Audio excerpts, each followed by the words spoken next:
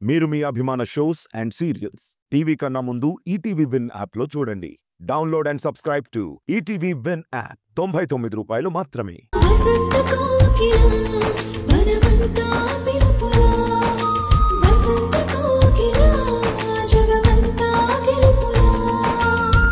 ముద్దాయి బయటికి వస్తే తనకి ప్రాణహాని ఉందని హతుడి భార్య శ్రీమతి సుగుణ గారు చేసుకున్న విన్నపాన్ని మన్నిస్తూ ముద్దాయికి బెయిల్ పిటిషన్ రద్దు చేయబడుతుంది.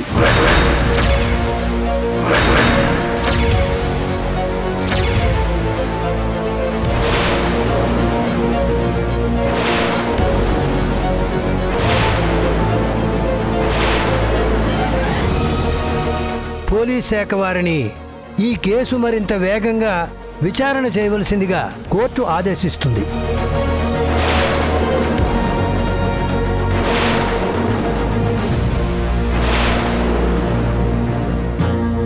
ఈ కేసుని ఈ నెల 15 వరకు వాయిదా వేస్తూ కోర్టు తీర్పునిస్తుంది.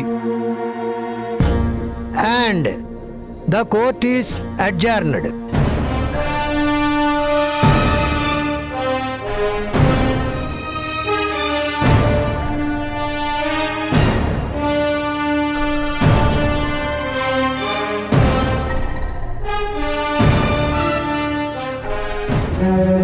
మా లాయర్ మాటలకి లాజిక్లు వర్కౌట్ అవుతాయి.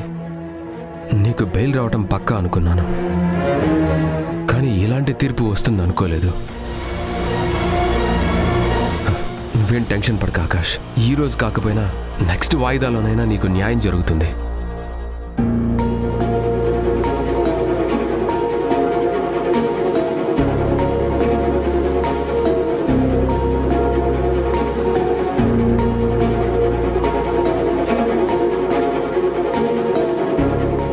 పదన్నయ్య.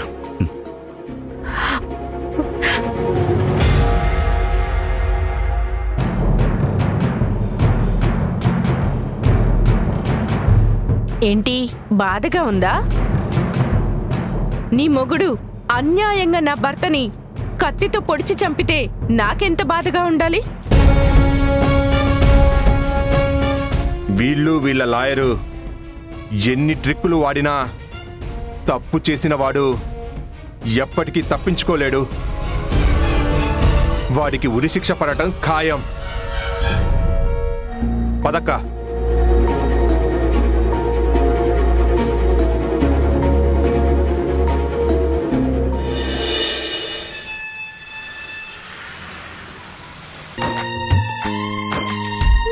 సాక్షి నిప్పు సాక్షి 7 అడుగులు వేసేవే, పచ్చబొట్టు తాళిబొట్టు కలల కనుల కన్నీటి బొట్టు, ఎవరెవరినో జంట కట్టు విధికెప్పుడు ఆట పట్టు, 3 ముళ్ళు ఆరైతే.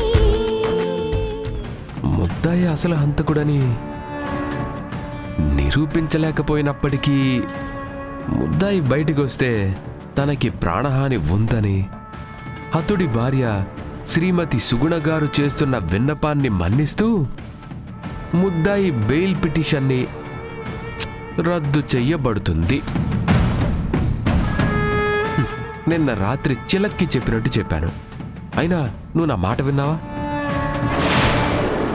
వినలేదు. ఇప్పుడు చూడు ఏం జరిగింది. యాజ్ ఇట్ ఈజ్ నేను చెప్పినట్టే బెయిల్ రద్దయింది. బెయిల్ రద్దయినా ఆకాశే హంతకుడని ప్రూవ్ అవ్వలేదు. అది మర్చిపోకండి. నెక్స్ట్ వాయిదా ఉంది కదా, అప్పుడు ప్రూవ్ చేస్తారేమో. అసలు మీరు సూర్య అయినా? దేశం కోసం నిస్వార్థంగా పనిచేసిన ఆ ఆర్మీ కెప్టెన్ మీరేనా? ఇప్పుడు ఎందుకు ఇలా సాడిస్ట్లా స్వార్థంగా మారిపోయారు? నమ్మిన వాళ్ళ గురించి ఎందుకింత నీచంగా మాట్లాడుతున్నారు? నాకు అన్యాయం జరిగింది కాబట్టి, ప్రాణంగా ప్రేమించిన నా భార్య దూరమైంది కాబట్టి నేనేం ఇష్టపడి తాళి కట్టించుకోలేదు. మీరు చనిపోయారని తెలిసి అత్తయ్య మావయ్య గారు ఎమోషనల్ గా బ్లాక్మెయిల్ చేసి పెళ్లి జరిపించారు. బలవంతంగా కలిపిన బంధానికి విలువ ఇవ్వటం ఎందుకు? వదిలొచ్చేసి కలిసి బ్రతుకుదాం. ఎలా వస్తాను? ఎందుకు వస్తాను? నేనిప్పుడు ఆకాష్ భార్యని. పెళ్ళైన కొత్తలో ఒకరికొకరం అర్థం చేసుకోలేదు, కానీ ఇప్పుడు ప్రాణంగా చూసుకుంటున్నారు. నా మెడలో ఉన్న ఈ తాళి ఆకాష్ కట్టిందే. నేను కట్టిన తాళిని తీసిన తర్వాతే కదా వాడు కట్టాడు. ఇప్పుడు నేను తిరిగి వచ్చాను. అప్పుడు ఆ తాళి తీసిచ్చేయి, నేను మళ్ళీ కడతాను. ఆకాష్ కన్నా ఎక్కువ ప్రేమగా నీకు నచ్చిన విధంగా చూసుకుంటాను. ఎవరికి ఇష్టం వచ్చినట్టు వాళ్ళు మార్చడానికి, ముడులు వేయడానికి ఇది పశువు మెడలో కట్టే పలుపుతాడు కాదు. ఆడదానికి 5వ తనాన్నిచ్చే పసుపుతాడు. ఆకాష్ నా మెడలో వేసిన ఒక్కో ముడికి మీరు కట్టిన తాళి, బంధం, ప్రేమ అన్నీ దూరమయ్యాయి. ఇప్పుడు నా జీవితంలో ఉన్నది, ఉండేది, ఉండబోయేది ఆకాష్ మాత్రమే. మీరు ఆకాష్ నాశనం కోరుకుంటున్నారు, కానీ నా మొదటి భర్త మీరని తెలిసిన తర్వాత ఆయన ఎంత బాధపడ్డారో తెలుసా? ఒక బెస్ట్ ఫ్రెండ్ని తెలియక మోసం చేశానని గిల్టీ ఫీల్ అయ్యారు. నేను నిన్ను పెళ్లి చేసుకోవడం వల్లే ఈ సమస్యలన్నీ అని చిన్న పిల్లాడిలాగా ఏడ్చారు. కానీ మీరు ఆకాష్ ఎప్పుడు దూరం అవుతాడా, నన్ను మళ్ళీ ఎలా దక్కించుకోవాలా అని కుట్రలు చేస్తున్నారు. నోటికొచ్చింది మాట్లాడి నా ప్రాణాలు తీస్తున్నారు. ఒకప్పుడు మీ మీదుండే గౌరవం, అభిమానం నాశనం చేసుకున్నారు. ఇదేనా మీ సంస్కారం? ఇదేనా మీ విశ్వాసం?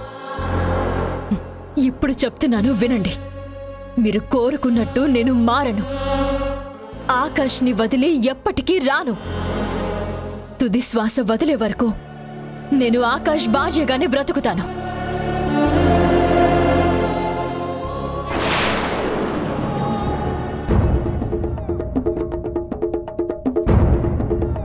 పాపం కోర్టులో ఎదురు దెబ్బ తగిలేసరికి ఏం చెయ్యాలో తెలియక నా మీద ఎదురు తిరిగావు, అరిచి గీ పెట్టావు. నేనేమి నీ మాటలు పట్టించుకోలేదు సంధ్య. కానీ నిన్ను ఎలా లొంగ తీసుకోవాలో, నీ నిర్ణయాన్ని నాకు తగ్గట్టుగా ఎలా మార్చుకోవాలో నాకు బాగా తెలుసు.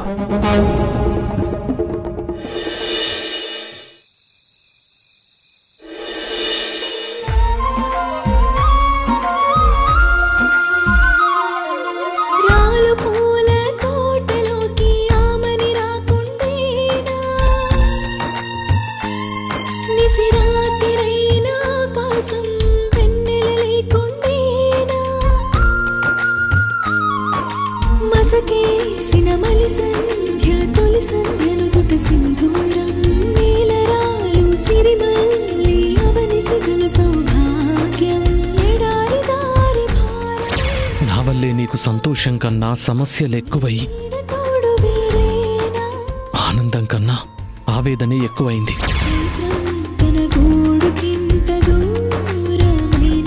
బలవంతంగా కలిపిన బంధానికి విలువ ఇవ్వడం ఎందుకు? వదిలొచ్చేసే, కలిసి బ్రతుకుదాం.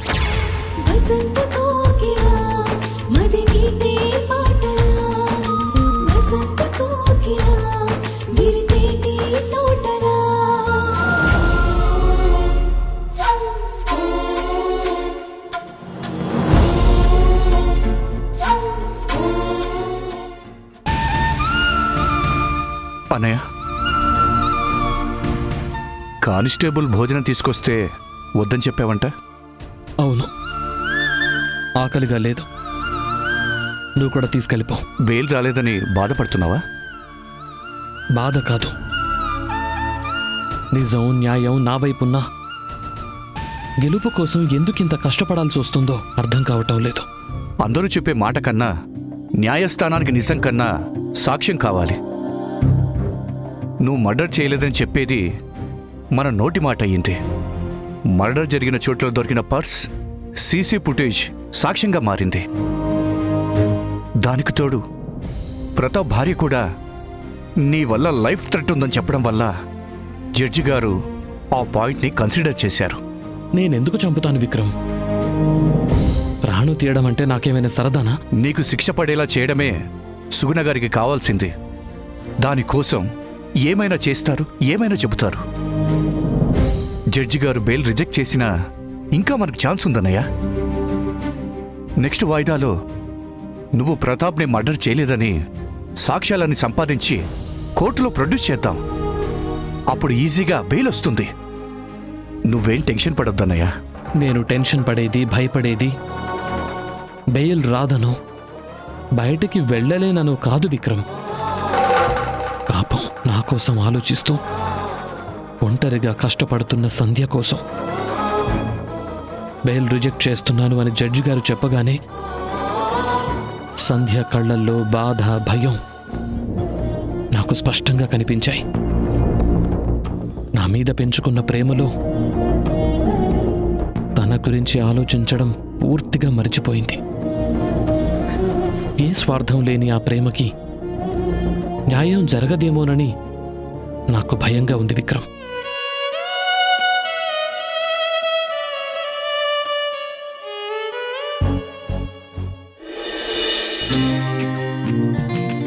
ఏడో నెల వచ్చింది కదా, బేబీ మూమెంట్స్ బాగా తెలుస్తున్నాయా? హా దివ్య, చాలా బాగా తెలుస్తున్నాయి. ఈసారి తన్నినప్పుడు చూపిస్తాను. బేబీ తనులు దివ్యకి చూపించడం కాదు, కడుపులో బిడ్డకి ఆకలేస్తే అది వేకప్ కాలని తెలుసుకోండి పండుగారు. అలా అని ఎవరు చెప్పారు? ఏదో వీడియోలో చూసుంటారు. నిజమే, ఈ మధ్యన ప్రతి ఒక్కరూ పనికిమాలిన వీడియోస్ చూసి డాక్టర్లు అయిపోతున్నారు. మిడిమిడి జ్ఞానంతో సలహాలన్నీ ఇచ్చేస్తున్నారు. ఇది వీడియో జ్ఞానం కాదు దివ్య, ఎప్పుడో మా అమ్మమ్మ చెప్తే విన్నాను. నాన్నమ్మ చెప్పిందా? అయితే నిజమయ్యే ఉంటుంది. నువ్వేంటి అన్ని కవర్లు తీసుకొచ్చావు? సూపర్ మార్కెట్లో ఆఫర్లు ఏమైనా పెట్టారా? కాదు దివ్య, పండుగారి కోసం రకరకాల పళ్ళు తీసుకొచ్చాను. రోజుకో రకం జ్యూస్ తాగితే కడుపులో బిడ్డకి, తన ఆరోగ్యానికి మంచిదని డాక్టర్ గారు చెప్పారు కదా, అందుకే. మనిద్దరం పండుగ గారిని ఒక్కరినే ఇంట్లో పెట్టి ఆఫీస్కి వెళ్ళిపోతున్నాం కదా. ఈవిడేమో సరిగ్గా తిండే తింటం లేదు. కనీసం ఈ జ్యూసులైనా తాగుతారని. ఏంటి బాబ్జీ, నీలో ఇంత మార్పు వచ్చిందేంటి? పండు అంటే ఇంత కేరింగ్ పెరిగిందేంటి? అంటే ఇంకో 2 నెలల్లో డెలివరీ అవబోతుంది కదా. ఒక తండ్రిగా ఈ టైంలో దగ్గరుండి చూసుకోకపోతే ఎలా?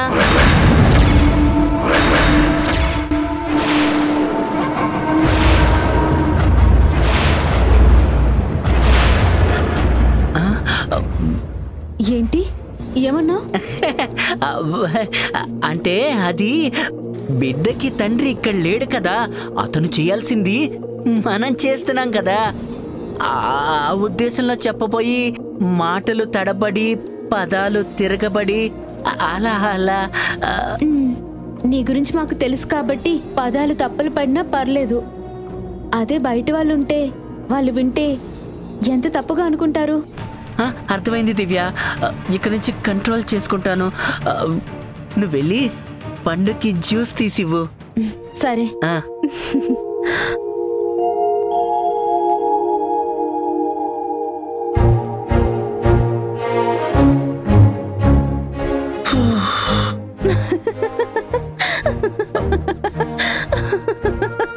ఎందుకు నవ్వుతున్నావు? నీ తత్తరపాటు, తొందరపాటు చూస్తుంటే ఏదో ఒక రోజు నువ్వే నిజం బయట పెట్టేలా ఉన్నావు. అమ్మ బాబోయ్, అలా జరిగితే ఇంకేమైనా ఉందా? నా బతుకు ఫ్రూట్ మార్కెటే.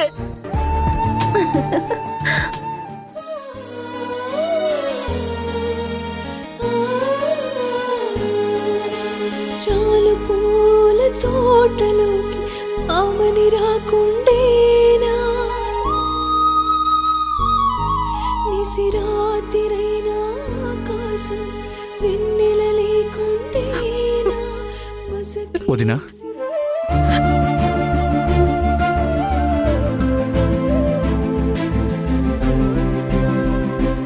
సారీ వదినా. కష్టాలు పడాలని మా తలరాతలో రాసుంది.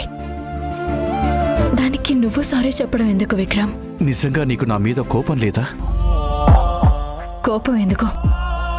బాధ్యత గల ఇన్స్పెక్టర్గా నీ డ్యూటీ నువ్వు చేశావు. కానీ ఒక తమ్ముడిగా అన్నయ్యకి బెయిల్ ఇప్పించలేకపోతున్నాను. నీ బాధని చూస్తూ కూడా చేతగాని వాడిలా మిగిలిపోయాను. విక్రమ్, సాక్ష్యాలన్నీ మనకి వ్యతిరేకంగా ఉన్నప్పుడు నువ్వైనా నేనైనా ఎవరు ఏం చేయలేము, అంతే. మన దగ్గర సాలిడ్ ప్రూఫ్ ఉంటే బెయిల్ దొరికేది వదినా. అప్పటికే దిట్టకవి గారు సాధ్యమైనంత వరకు డిఫెన్స్ చేశారు, కేసును వాయిదా వేయించారు. ఆయన ఎప్పుడు విడుదలవుతారా అని ఎదురు చూస్తున్నాను విక్రమ్, వాయిదాల గురించి కాదు. బాధపడొద్దు వదినా, నేను లాయర్తో మాట్లాడాను. బెయిల్ దొరక్కపోయినా కేసు మాత్రం తొందరలోనే విచారణకొస్తుందన్నారు. బెయిల్ పిటిషన్ రిజెక్ట్ అయింది కాబట్టి ఇప్పుడు మనం ఆలోచించాల్సింది అసలు హంతకుడు ఎవరా అని. లాస్ట్ టైం వచ్చినప్పుడు నీకు ఒక వ్యక్తి మీద అనుమానం ఉందని చెప్పావు, అది క్లారిటీ వచ్చిందా?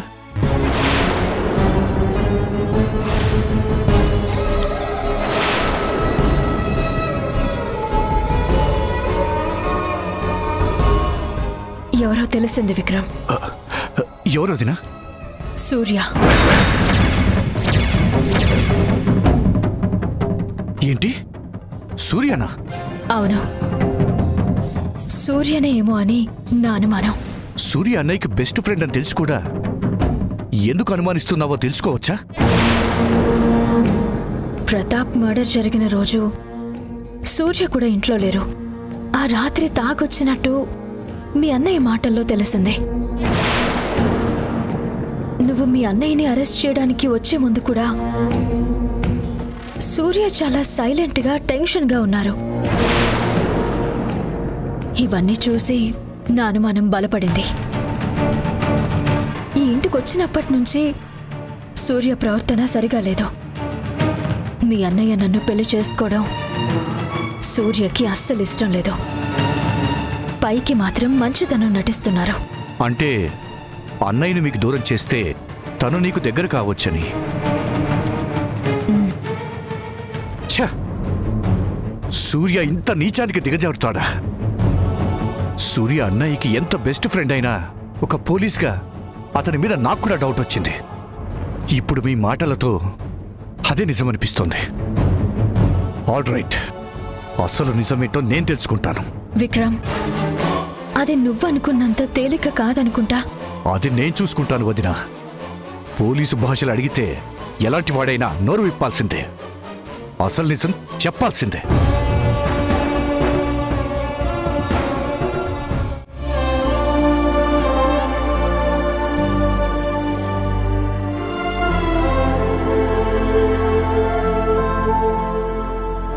దివ్య, టీ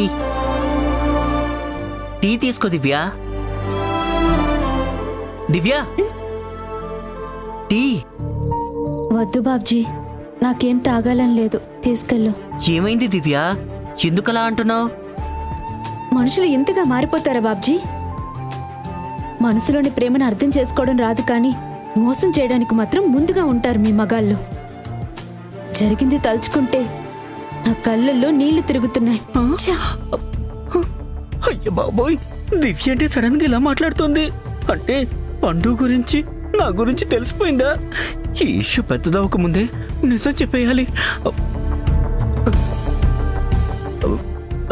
సారీ దివ్య,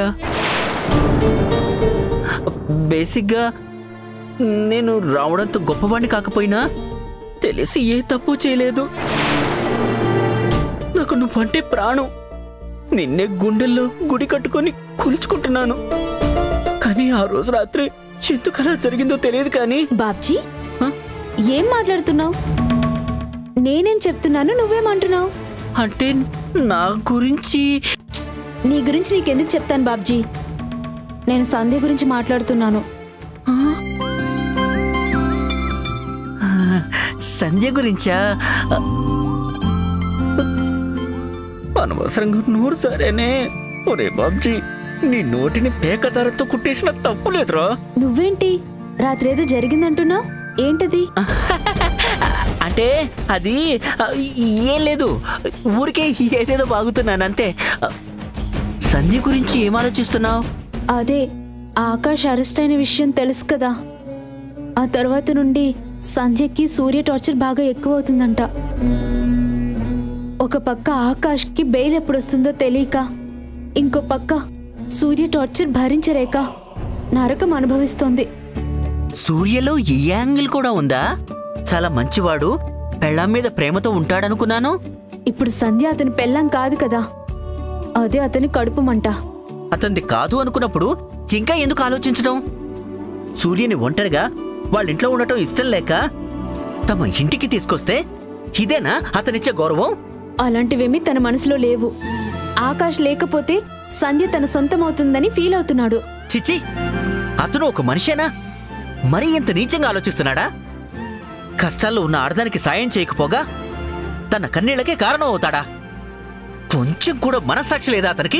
బాబ్జీ, అందరూ నీలా ఆలోచించరు కదా. నువ్వంటే ఆడదానికి గౌరవం ఇస్తావు, భార్యని నిజాయితీగా ప్రేమిస్తావు. మోసం, ద్రోహం లాంటి పదాలకి దూరంగా నిజమైన భర్తలా బిహేవ్ చేస్తావు. ఆ విషయంలో నేను నిజంగా చాలా అదృష్టవంతురాలిని బాబ్జీ. దివ్య, టీ చల్లారిపోయింది, నేను వేడి చేసి మళ్ళీ తీసుకొస్తాను.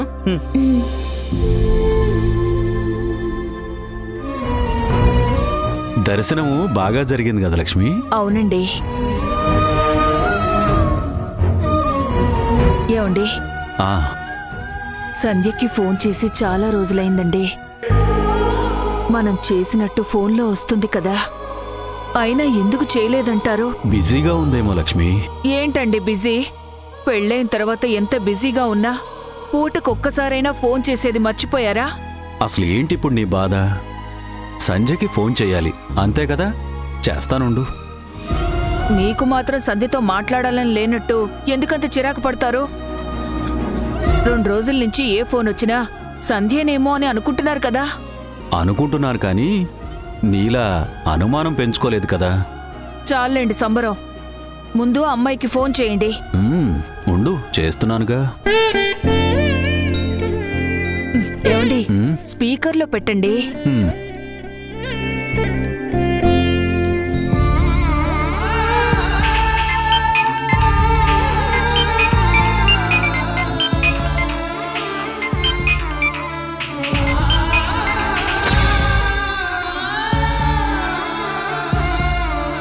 బెయిల్ రావడమే కాదు సూర్య, నాకు ఈ గతి పట్టించిన హంతకుడు ఎక్కడున్నా ఎవడైనా సరే అరెస్ట్ అవ్వాల్సిందే.